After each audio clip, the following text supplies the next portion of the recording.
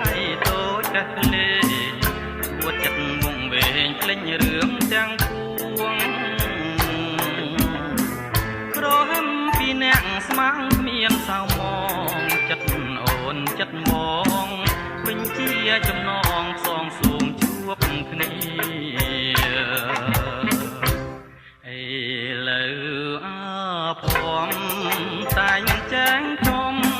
គេស្អប់ចំរៀងចោលបងកំព្រាចង់គៀងកែវទឹសៀវភៅគ្រប់គ្នាមិនដឹងឆ្នាំណាម្ចាស់អ្នកមេត្តាវិលមកវិញឡើយលាប់នឹកសងខឹមញញឹមចិនរាល់ពេលថ្ងៃលិចដៃក្តិចមុនឡែងលេងលេងល្វើយល្វើយ